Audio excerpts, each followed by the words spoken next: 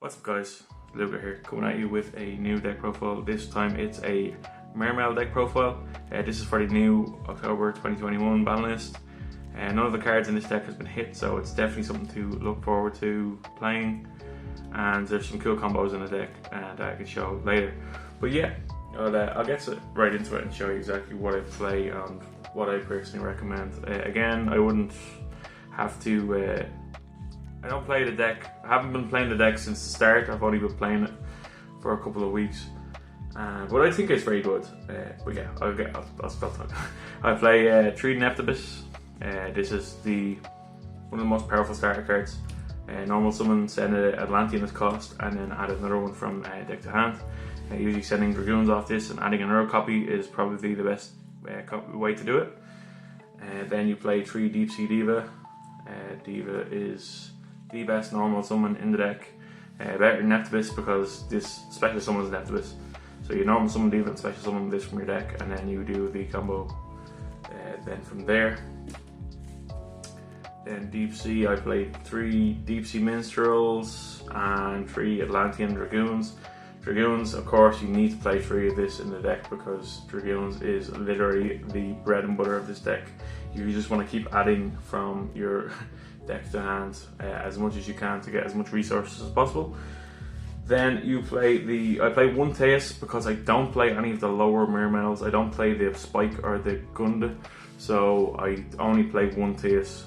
A lot of people might think this is incorrect, so I actually was thinking about cutting this completely because I don't play on any other targets. The main reason that people like this card is because it can chain block with things. So again, yeah, I don't know. It's okay, but yeah. 1 Heavy Infantry. I think about playing 2, but I only play 1 at the moment. It doesn't really come up that much right now in this type of deck because it's a combo deck. If it was more control, I'd probably play 2. Then the 1-ofs again, I play the Lapis Dragon. This is to add from Dragoons. If you send it and you don't have an extender on the board to go into Halki Firebricks.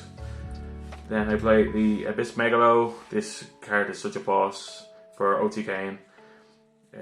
This card 2 water monsters to special summon it, and then you can get the Mizuchi spell card that stops any spell. Then I play a Moon Glacier, of course. Then I play a Moon Glacier, of course. I need to discard 2 cards from your opponent's hand if you have 5 water monsters in your graveyard. This is very, very easy to do with a combo. It's very, very, such an easy task to get 5 engraved and then summon this. Then for a little frog engine, I play 1 Ronin Totem and 3 Swap Frog. The Swap Frog kind of helps if I don't have any other extenders, and it gets me into the... I always have a water monster in my hand, so it always gets me to Toad somehow if I don't... if my opponent stops me in my combo, or if I need to extend. I play 2 Gamma Seal because this is a water deck. You can afford to play Gamma Seals in the deck. Even if you go first, it's still not that much of a brick because you play some other cards to shuffle back into the deck. Then the bricks, 1 Despot 001 and 1 Coltwing. This is for the Auroradon combo, which I'll get into very soon. Hand traps, 3 Gamma and a Driver. This is actually very good. It can if you ditch the likes of Minstrel and Dragoons, look at your opponent's hand. If they have anything to stop it, it's great. But it's also a cool combo if you ditch the Minstrel and the Dragoon. Look at your opponent's hand and you see they have an Ash. Then you activate the...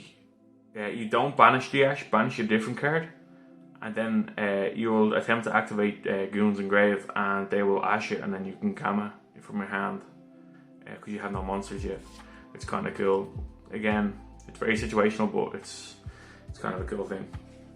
Then the last 3, I play 3 Ash Blossoms. You need to stop your opponents if you go second with other things. And Ash, everybody plays Ash. So yeah. The spells, 3 Deep Sea Aria. A lot of people don't play 3, but I think 3 is very good.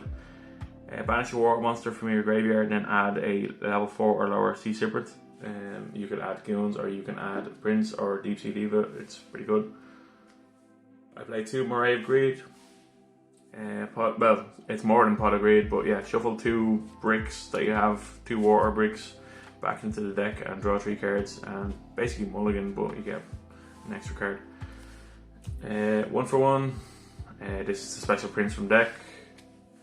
Call by the Grave, again, stop any shenanigans, and this scale of Mizuchi. This card stops your opponent's first spell from activating. Again, like people don't know that you can actually choose, like you don't have a choice to negate anything, so it just, yeah, basically just stops their first spell from activating. It's still pretty good because the likes of Extravagance and stuff like that, they usually, you know, not be able to work. So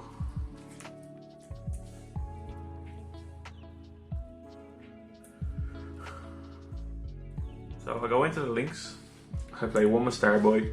This is just to boost up my water monsters if I can try to OTK my opponent. 1 Ruincess Anemone. This is really good. Some people actually play 2 of this, but I only play 1 because, again, it's a combo deck. I don't really plan on having a second turn. Yeah. I play the Mermail link. I don't really go into this much, but it's still an option. It's more control again. Crystron Halka-Firex, this card is a must. You have to do this for the combo. It's also a water monster, which is gonna kill, but you have to be careful of that when you're doing the combos. You go into Mech Phantom Beast or Ordon. This is what gives you the extenders for the combo again to keep playing. Removal, Unicorn, Appaloosa. This is for, you can link anything with a Aurodon next turn if you want to just get rid of it. I play Abyss Dweller. This is good against the likes of Prank Kids or against like anything that resolves, like BA or anything that has anything to do with a graveyard. Instead of, if you want to make a negate, you can make this instead. It's probably, sometimes it's better to make the Dweller. 1 Toad. I play a Frog package, so I have to put the Toad in, of course. It's also great to, I don't play Bahamut Shark, by the way. I don't play that many level 4s, so I don't have the access to it. So the Synchros, Desert Locusts, this is a Halka-Firex target to tag out and summon. You can special summon back Halka-Firex with the Anemone, so basically the Anemone, what's good is this you target a water monster with 1500 or less attack and special summon it back underneath it. So Halka-Firex is 1500, so you can actually special summon it underneath it if you want to try to extend. So the Desert Locusts, on your opponent's turn, you summon it and it forces them to discard a card. That's kind of cool. They get the pick, but still, if they have not that many cards in their hand, it's pretty good. I play Shooting Riser Dragon. This is to make himself a lower level, so I can go into other other monsters for the likes of Adamantipator Dragite.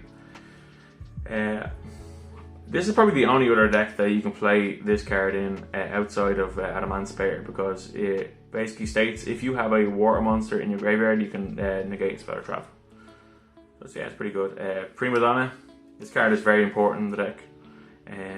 You can you can give your opponent back a card and special summon a level 4 or lower from deck. So you can special summon the likes of Swap Frog, or you can special summon other monsters, or you can use the graveyard effect too to target their banished monster and shuffle it back into the deck.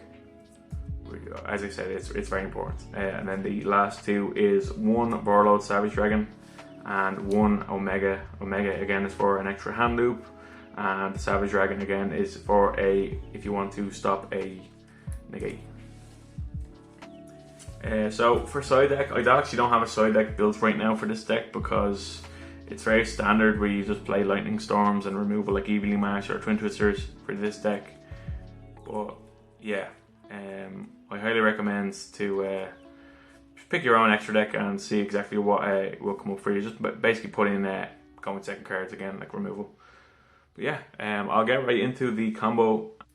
So yeah, this is the main combo. It requires just a Deep Sea Diva, and it can loop your opponent for 4 cards out of the hand, and also give you the knowledge of your opponent's hand and what deck you're playing. So the main combo is normal summon the Diva, use the effect to special summon a Sea Serpent from deck, special summon the Prince, then you're going to use the effect of Prince, sending Dragoons as cost from your deck to add another copy of Dragoons. So this is your hand at the moment.